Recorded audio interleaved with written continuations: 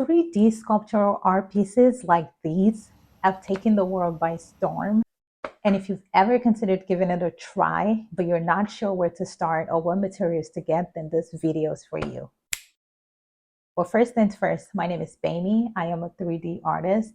I love to share my passion with the world and document my process. If you're new here, I would love for you to subscribe, turn on bell notifications.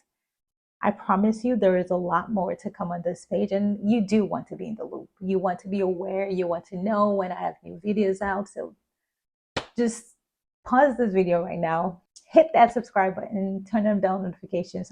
If you're really interested in giving sculptural organic art a try, you really do not want to click out of this video because I will be dropping a lot of gems along the way. So you want to stay tuned. Do whatever you need to do though. If you need to put this video on 1.5 speed, 2x, I'm not going to be mad that you do what you need to do, but you do need to watch this video because there's so much that I will be sharing with you.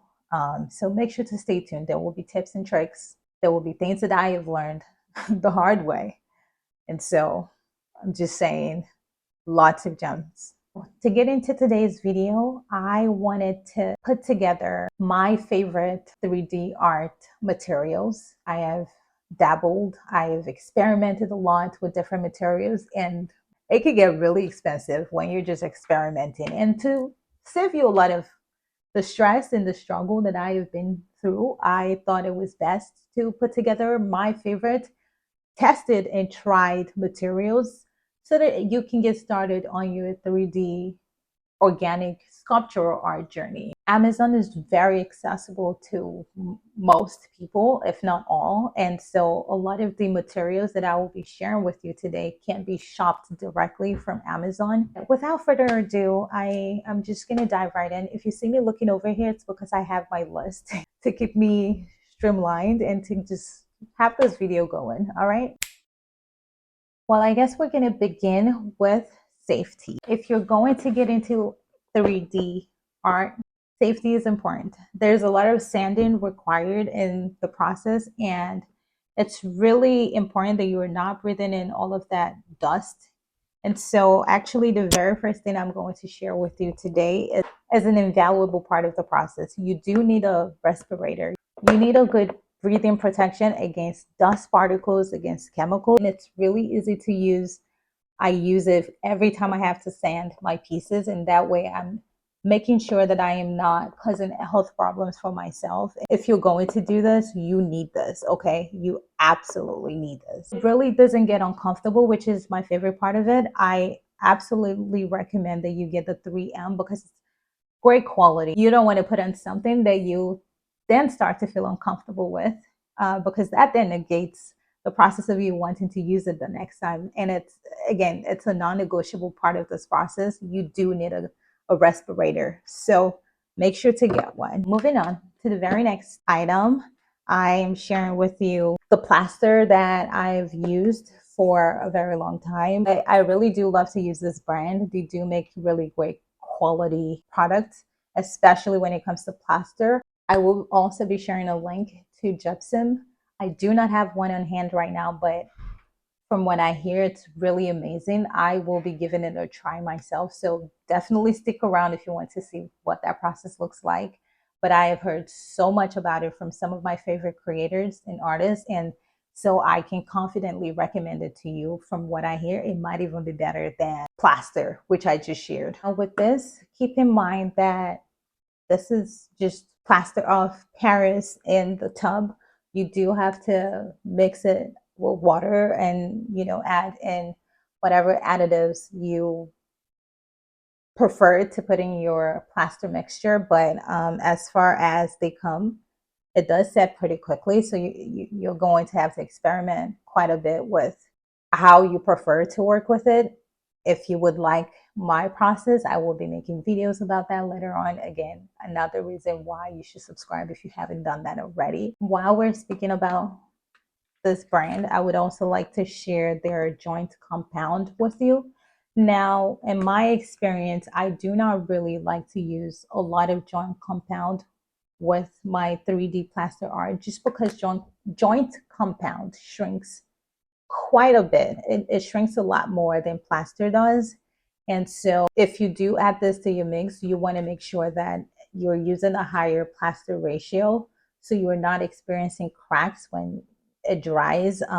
But if you're just looking to dabble in textured art, you know, a lot of, I'll insert examples, then this is also a really good option to try out.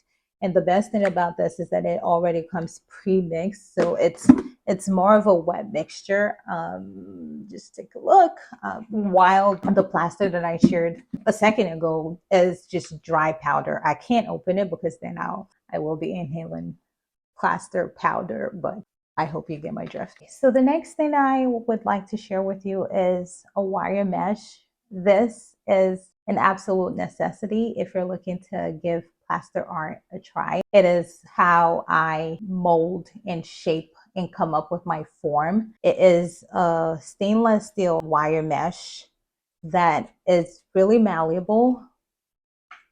You do have to be really careful with it though. I always recommend that you wear a glove if you're working with this because it does have really sharp edges. I can't tell you how many times I hurt myself not wearing gloves while doing this. And so even right now, while I'm holding it and I'm talking to you, I'm trying my best to make sure that it doesn't pierce my fingers in any way because it happens very easily and very often, I can assure you.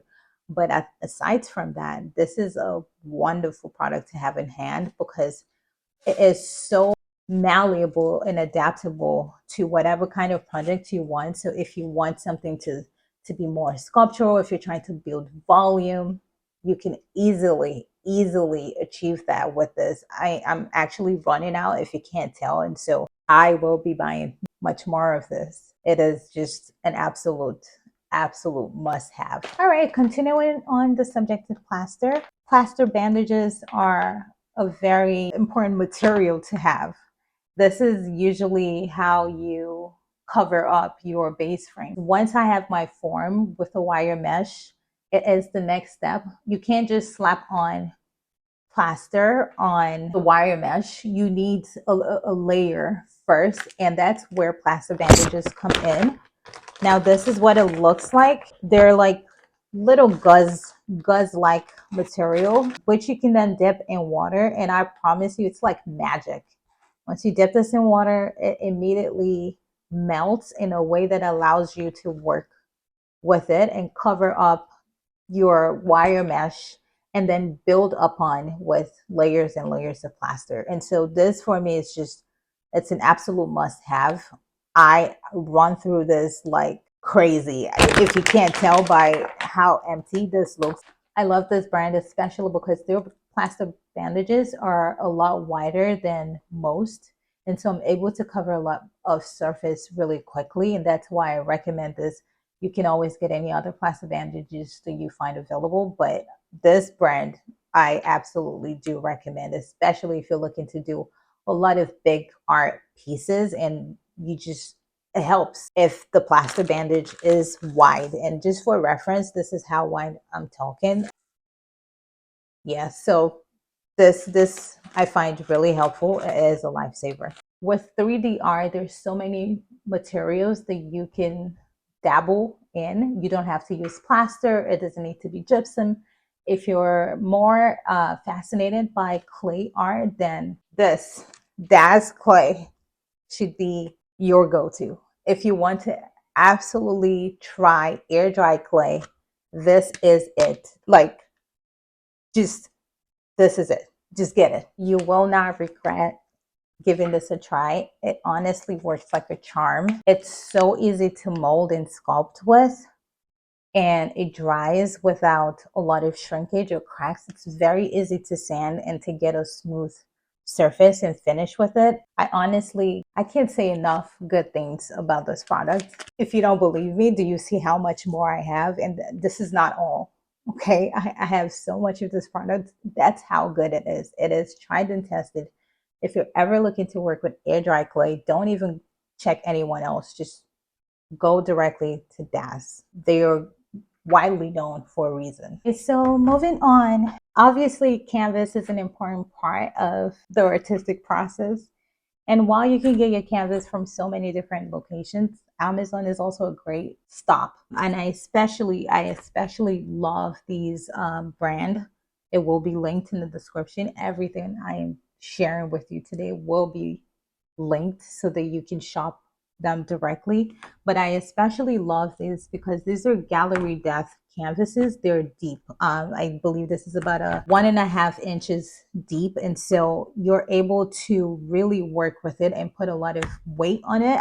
I love to use these for my clay art project or my clay art pieces because clay does pack a ton of weight to it and you don't want your canvas to sag. They do come tight, and if you want to make them even tighter, make sure to spray the backs with water before you begin your project. And I promise you, this canvas has never failed me.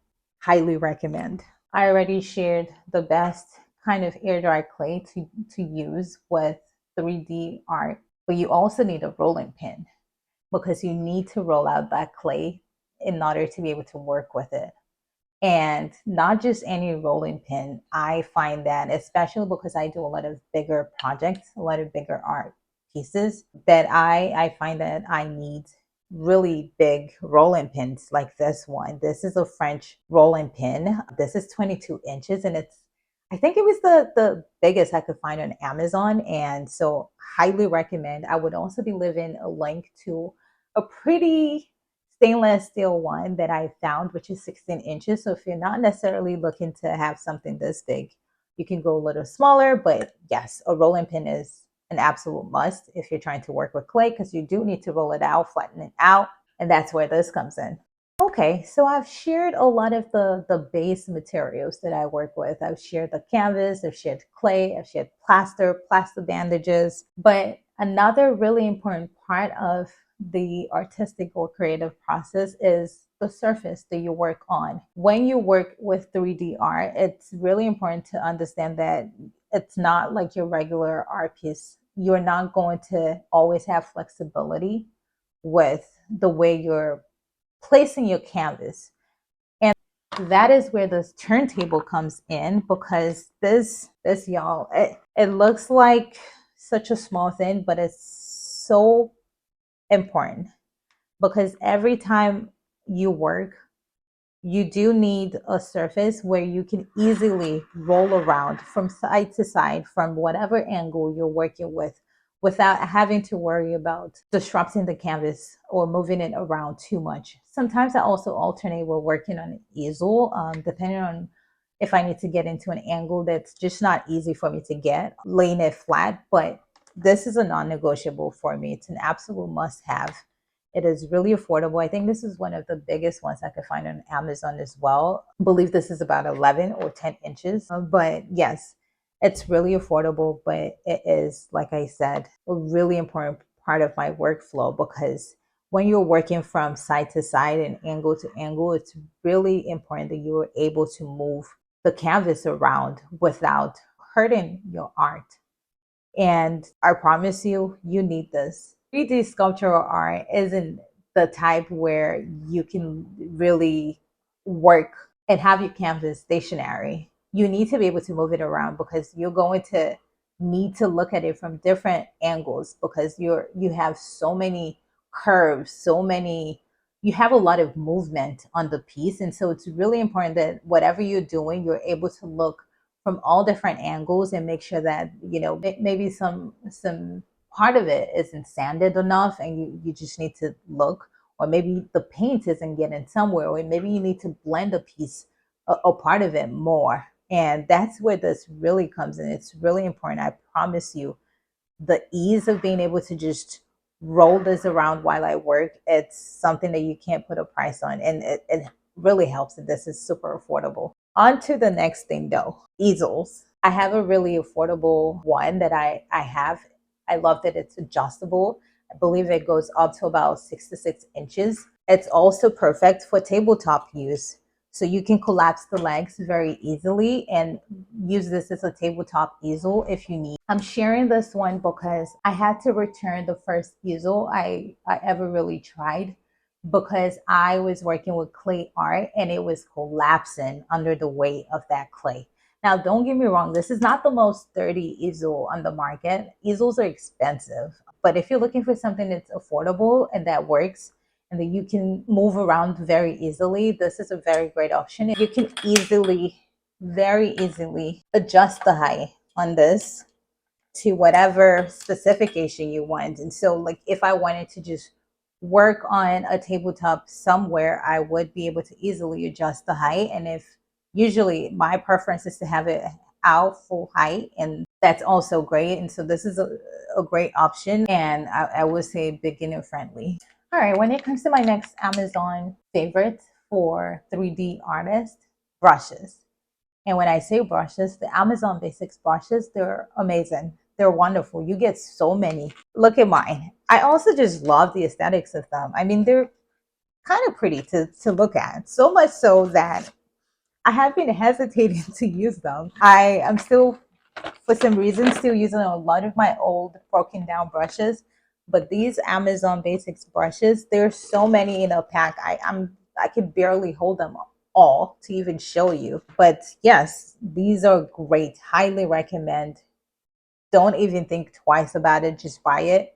They're very affordable. You do not need really expensive brushes for this kind of art because to some extent, plaster does eat at your brushes. So yeah, I don't really recommend the most expensive brushes, but these are also great because they've never once, these are not the kind of brushes that lose their bristles, which can be really annoying for an artist. And that's never happened to me. I don't have bristles falling off while I'm working. And so if that's not happening, honestly, the quality is great to me. And so I highly recommend these brushes. Definitely check them out if you're in the market for a new brush set. They come with so many at an affordable price point. While we're in the subject of brushes, another thing that you likely do need, especially if you're going to be working with things like plaster or even cement, you do need a palette knife. There's so many on Amazon. These are some of my favorites. I love that they come in different sizes. When I'm working on really small pieces, this is my go-to. When I'm working on really large pieces, this is my go-to. When I'm working on pieces that I need to just slap it on wide, they do come in so many different sizes. And these are my favorite. I will link them in the description as well, or I will leave a link in the description where you can shop all of these things that I'm sharing with you. These are an absolute necessity, especially if you are looking to work with plaster. Another non-negotiable for me as a 3D artist, especially if I'm working with plaster, is a hot glue gun. And honestly, I cannot recommend any other brand but Gorilla because they're the only brand I use when it comes to like hot glue guns. I've tried them. I've tried different brands in the past, and just Gorilla is it for me because the glue is really strong. I mean, there was one time when I wanted to change, or I changed my mind about an art form that I had made, and I kind of wanted to rip the wire mesh off the frame. And I promise you, it did not budge. What I did instead was ripped the canvas. And so this is a holy grail product for me. It's also perfect because hot glue guns, they dry within minutes. And when you're working with a wire mesh, trying to mold your frame, you do not want a glue that's not going to dry within a couple of minutes. Because most times when you're working and you're molding and you're shaping, you want that shape to sit. You don't want the wire mesh moving around because that doesn't help your process. And that's where hot glue guns come in. I have tried using just regular Elmer's glue, and honestly, it was such a waste of my time because I had to wait overnight for the glue to dry before I could continue with the process. And we do not have time for that. We don't. So get you a hot glue gun, get you the Gorilla glue sticks, and get to work. I promise you, you won't be disappointed.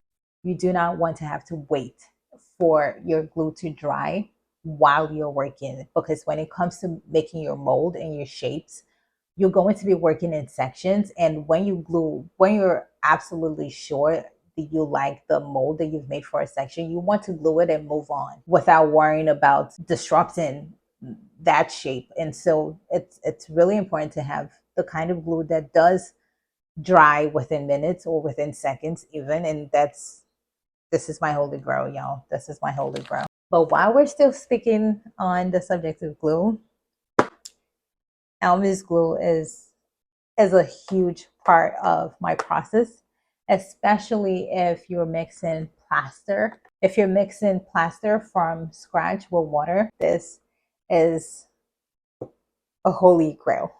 I know I'm saying a lot of things are holy grails, and that's because they are, okay? This is such an important part of my process. If you've ever mixed plaster with water before, you know that it sets within like minutes.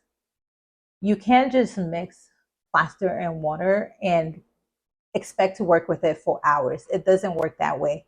Plaster sets within minutes. And what happens is when you just mix plaster with water, 5-10 minutes down the line, you're not going to be able to work with that mixture anymore because that is trying to work hard and has chunks that you can't work with. And that's where Elmer's glue comes in.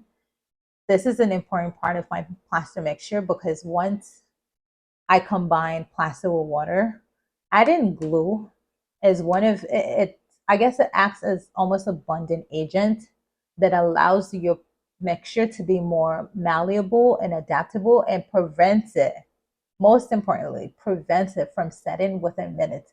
But in addition to that, we're not going to stop there. In addition to Elmer's glue, I'm also going to talk about my favorite brand of just basic white acrylic.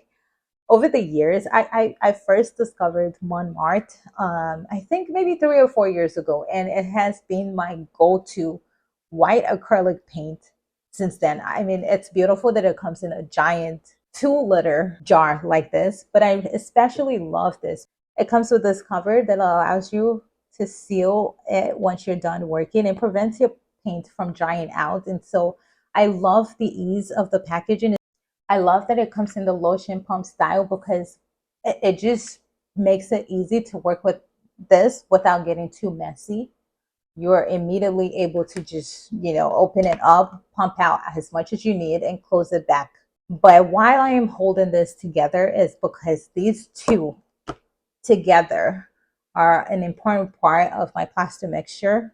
Once I mix my plaster to water ratio, I then add in some of the Elmer's glue and a couple pumps of acrylic white paint, and it acts as a bonding agent that allows me to then be able to combine my mixture and prevents the plaster from setting and just makes it a lot easier to work with. And so these, if you're looking to work with plaster, you need this. These two together are a really important part of the plaster mixture process. If you prefer, you can get abundant agents. A good brand will be Liquitex, and I am happy to link that as well, but it can get pricey really quickly, especially because when you're starting out as a plaster artist, you will, I can just tell you this right now, you will have to experiment with your mixtures, and some of it won't be good. And what you don't want is to have to worry about a pricey bonding agent or binding mix. And so this is a really affordable alternative. You combine some glue with some acrylic paint in your plaster mixture and you're good to go. Now, I know I just threw some shade at Liquitex, but it is an incredible brand for artists, and I do love a lot of their varnishes. I love to use this varnish as a last step of my artistic process. When I am done creating, this ensures that you can seal for longevity. And I'm sharing this because this is my go-to. I really do enjoy it. It comes in matte, it comes in glossy finishes, and it really does ensure that whatever art you've made can stand the test of time. A lot of them ensure that it is waterproof. And so, and also just gives that finish that you're looking for. If you want your art finish to be glossy, then you opt for a glossy varnish. If you want it to be more matte, then a matte varnish is good for you. And while we're still on the subject of varnishes, I will be sharing with you another brand that I really truly enjoy. And that, ladies and gentlemen, is Krylon. This honestly is a big game changer for me. I love me my Liquitex, but here's the thing. With Liquitex, you have to apply with a brush. which sometimes might leave a streak or two, or just, brush marks. And if you don't want that, then you absolutely should get this. Get this, because all you have to do with this is you just spray it on, and it does apply that protective layer to your artwork. It comes in so many finishes. This is the matte finish, which I have a lot of. This is a high gloss finish. It's for extreme shine. And then I also have the UV resistant glossy finish. This all offers so many different layers of protection. For example, UV resistant, if it ensures that your art will not yellow over time, which is something that I absolutely find to be really helpful. This is also something that comes in handy, especially if you're doing like 3D fabric art pieces. You want this, especially if you're just painting them white. If you're going for a more minimal look where they're just painted white, I absolutely recommend that you get a varnish with a UV resistant seal to it, because you do not want your art to yellow over time. This is just not a good look. No one wants that. And so Krylon. Krylon is a holy grail. You should absolutely purchase it if you're looking for a high quality seal to your art, especially if you're looking to sell your art. You just don't want to have issues down the line. You want to be able to guarantee longevity for your art. And so, yes, a good seal, a good varnish is a must have. Another thing that I would love to share with you, which is just an absolute necessity, this is a sanding block. I have so many of these. You need a sanding block, you need sanding papers, you need nail files. All of these will be linked. But yeah, absolutely an important part of the process, because this is how you ensure smoothness. Honestly, especially when I'm working with like plaster, after the second layer, I sand in between layers, as this ensures a smoother finish in the long run. You just absolutely need this. There's no way you can work without this unless you're looking to make, I don't know, really rough piece. I've done that before. I have an artwork that I was able to make completely without any form of sanding, but that's because it was an emotional piece and I was looking to convey a lot of that roughness. But if it's not your vibe, you absolutely need sanding blocks, sanding papers, nail files. Nail files are great because it allows you to get into the cracks and crevices that things like this cannot get into. As an artist, or if you're making art, one thing that you also need to think about, especially really early on in the process, I highly recommend that you're doing this before you even start your art at all, is thinking about how you want to hang it. And that's because once you start to sculpt, mold, shape, all the good stuff that you're doing with your art, it's not going to be easy to work on the back of your pieces and drill or put in whatever you need to make sure to hang, which is sort of a hanging kit. And that's where this comes in. I have a hanging kit from Amazon that contains high hooks. It contains wires. I'm also sharing this needle nose plier because it's really important to be able to cut wires like this.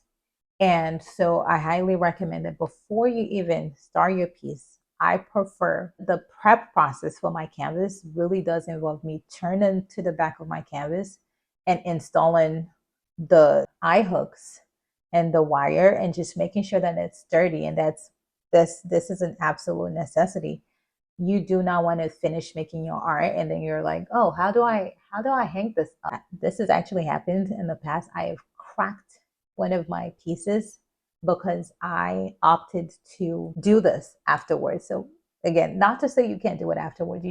It's just a lot trickier. And why do you have to work through that if with enough forethought you can just make sure to do this beforehand? And so I highly recommend you need a needle nose plier because you're going to need that to cut this wire. And yeah, this is something that you need, especially if you're making bigger pieces of art that you can't just, put on a nail. That needs the absolute support of wires like this. This is one of the really good ones. It's really reinforced. It's really strong. Definitely check it out if you're looking to make bigger pieces that you do have to really think through how to hang them. Okay, so we've come to the end of my Amazon favorites for the artists, whatever medium you choose to give a try, whether that's plaster, whether that's clay. I hope that you found a lot of the materials that I shared with you helpful. I hope that you find my candid thoughts about how I've come to a lot of these materials helpful as well, because I really do look to share my honest experiences and my thoughts with you. None of this is sponsored. I bought all of these with my money, and I have tried so many different materials in the past, and I am sharing these as an absolute necessary part of my creative workflow. So if you're looking to give any of this art a try and you're just not sure what materials to get, start from this list and work your way down. Let me know your thoughts in the comment section as well.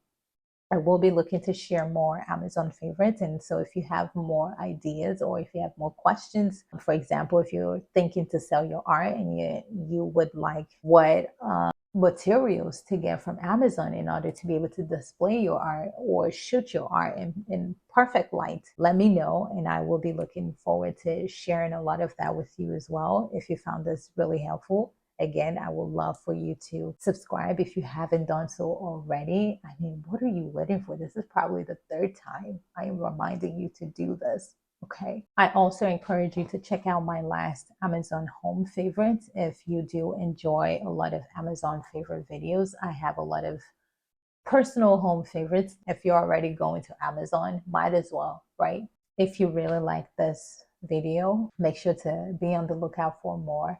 I am really looking to share a lot more of my art process with you guys. I'm looking to do a lot more art with you. I would also recommend that you check out my social media. A lot I have shared on there because I am new on this platform. If you would like to see a lot of the works that I've done in the past, definitely check out my Instagram or my TikTok, whatever social media platform you enjoy the most. And yeah, make sure to also check out my 3D artist portfolio. That's a video that I really enjoyed sharing with you. I was able to just talk through a lot of the pieces that I have currently available that I've done in the last year or so. And so if you're interested to see what a lot of my works look like, definitely check out that video.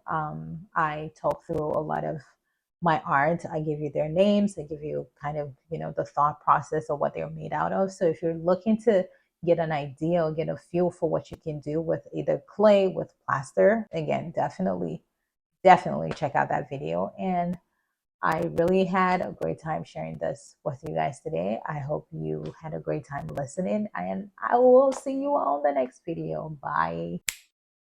Hit this. Don't be.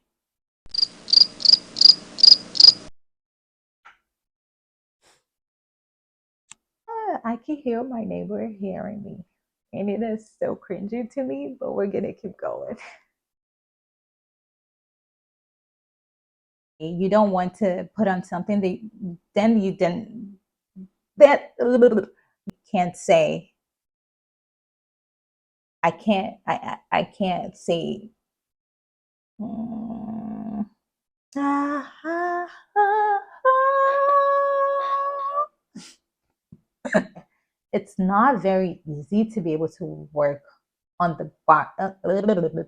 I am sharing these because I have narrowed this down to be an absolute necessity as an absolute